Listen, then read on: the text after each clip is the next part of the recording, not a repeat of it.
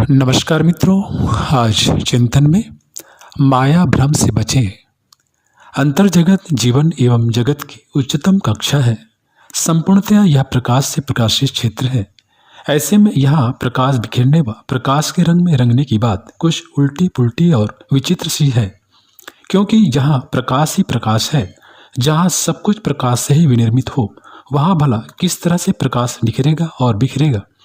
मानव मन एवं बुद्धि के लिए ये सवाल तब तक सहज है जब तक मानव चेतना अंतर्दृष्टि, सूक्ष्म दृष्टि एवं दिव्य दृष्टि से वंचित है। हाँ, यह सच है कि समुची ब्रह्मांडी जीवन व्यवस्था यहीं से प्रकाश, प्राण व प्रेरणा पाती है। ब्रह्मांडी संचालन का उच्चतम केंद्र भी यही है। अंतर जगत का अर्थ है त्रिदेवों एवं महर्षियों व ब्रह्मर्षियों का कार्य क्षेत्र। यहीं से प्रकाश का संवहन, संप्रेषण सूक्ष्म जगत के भिन्न भिन्न केंद्रों से धरती पर पहुंचता है। ऐसे में यही प्रकाश अंधकार की कल्पना भी नहीं की जा सकती है।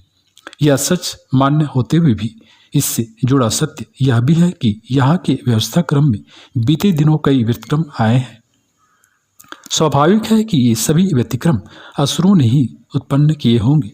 बात जब असुरों की कही जाती है तो इसमें यह सत्य भी निहित होता है कि असुर व्यक्ति नहीं, वृत्ति है, और यह वृत्ति कहीं भी किसी में भी उत्पन्न हो सकती है। फिर ये कहीं से के भी रहवासी क्यों न हो। स्वार्थ का, अहंता का, आसक्ति का जहाँ बोलबाला हुआ, वहीं पर आसुरी व्यक्तित्व उठ खड़ा होता है। फिर ये दैत्य दानव हो या देवता, गंधर्व अथवा फिर मनुष्य, इस वृत्ति के कारण ही भगवान विष्णु के पार्षद जय विजय महासुर रावण कुंभकर्ण बन गए। कबंध राक्षस का स्वरूप पाने वाला पहले गंधर्व ही तो था। ऐसी न जाने कितनी कथा गाथाएं हैं जो बताती हैं कि असुरता व्यक्तियों में नहीं, वृत्तियों में वास करती है। जहाँ ऐसी आसुर वृत्तियां सघन हो जाती हैं, वहाँ समूचा व्यक्तित्व असुर रूप धारण कर लेता है। केवल तप करने से कोई ऋषि नहीं हो जाता। रावण और हिरण्यकश्यप ने भी घनघोर तप किया था। ब्रह्मा व शिव से अनेकों वरदान पाए थे, लेकिन इस सारे तप और तप से मिले वरदानों ने उन्हें असुर बनाया। ऋषि बनने के लिए सिद्धि नहीं, शुद्धि चाहिए। यदि किसी ने शुद्धि के बिना ही सिद्धि पाली तो वह असुर भी हो सकता है। ये और ऐसे अनेकों असुर केवल धरती के नीचे के लोकों में ही नहीं रहते, ये धरती पर, धरती के ऊपर लोकों में भी रहते हैं। ऐसे असुरों ने प्रकाश लोक को भी मलिन करने में कोई कसर नहीं छोड़ी है।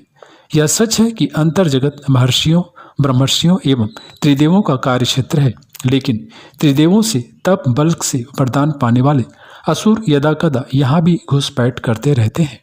अपनी वरदान शक्ति का दुरुपयोग करके इस क्षेत्र से होने वाले प्रकाश संवहन, संप्रेषण को अवरुद्ध करते हैं, इसे बाधित करते हैं।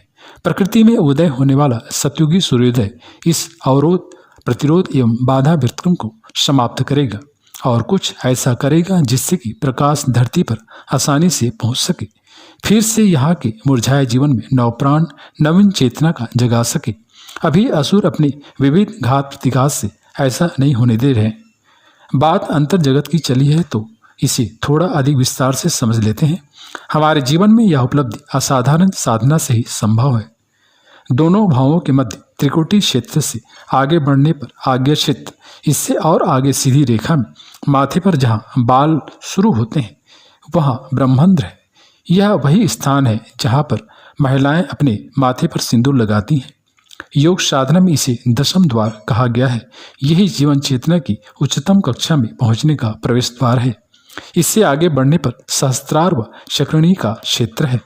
भावों के बीच त्रिकोटी क्षेत्र से सीधी रेखा में आगे बढ़ते जाएं तो इस प्रकाश पथ के इन सभी केंद्रों में जाना संभव होता है। सीधी रेखा में, त्रिकोटी में, शक्रिणी तक के प्रकाश पथ में ज्ञान व मोक्ष सभी हैं, परंतु सामान्य जनों में ही नहीं, पहुंचे हुए साधकों में भी कहीं न कहीं यह मार्ग अवरुद्ध ही मिलता है।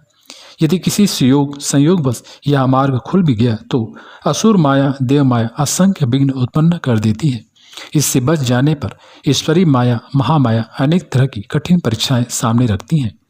काकभूषुंडी जी कहते हैं कि हे गरुड़ जी, गांठ खोलते हुए जानकर माया फिर अनेकों विघ्न करती है। हे भाई, यह बहुत सी रिद्धि सिद्धियों को भेजती है। जो आकर बुद्धि को लोभ दिखाती हैं और भी रिद्धि सिद्धियां कला बल और छल करके समीप जाती हैं और आंचल की वायु से उस ज्ञान दीपक को बुझा देती हैं। ऐसा है यह माया का अंधेरा, जिससे ऋषि की राह पर चलने वाला भी असुर होने की राह पर चल पड़ता है।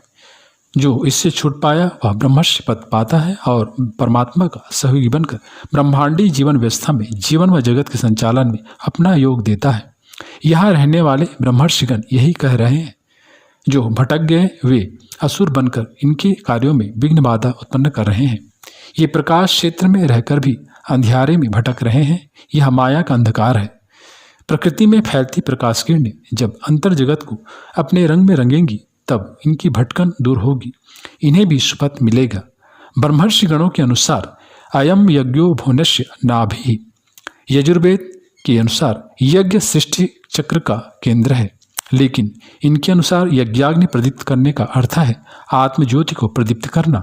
इस आत्मज्योति के उद्बुद्ध होने से जीवन की सम्यक दृष्टि शुद्धि होती है। ब्रह्मर्षियों के अनुसार यज्ञ के दो प्रकार हैं। पहला स्वाहा और इदम नमम की भावना जागृत करना। स्वाहा का अर्थ है स्वार्थ बुद्धि को पूर्णतः छोड़ना, अर्थात स्वार्थ भावना का पूर्णतः परित्याग। यही भाव इदम नमम का भी है। इसमें मेरा कुछ भी नहीं, फलाकांक्षा का संपूर्ण त्याग ही इसके यज्ञ का मर्म है। दूसरा आत्मसमर्पण, परमात्मा में स्वयं को समर्पित करना। ऐसा करने से जीवात्मा को कर्म बंधन नहीं बांध पाता। अंतर जगत के ब्रह्मर्षि अपने अंतर विज्ञान के अनेकों तरह के सोच अनुसंधान से ब्रह्मांडी जीवन व्यवस्था में अपने योगदान का प्रयास करते हैं, परंतु माया के अंधियारे में भटक रहे असुरों की उपद्रव अभी इसमें बाधा उत्पन्न कर रहे हैं। अंतर जगत में फैलने वाला सत्य, सत्व व सत्य का प्रकाश अवश्य इन भटकों को दिशा दिखाएगा। मित्रों, इनमें से जो ऐसा नहीं करेंगे वे स्वयं ही उसी तरह से समाप्त होंगे जैसे कि पतंगे अग्नि की लौ और लपटों में समाप्त हो जाते हैं। तब फिर अंतर जगत का प्रकाश सूक्ष्म जगत के केंद्रों के अवरोधों को दूर करेगा। इनके दूर होने पर सूक्ष्म जगत की अव्यवस्थित व्यवस्था फिर से व्यवस्थित हो पाएगी।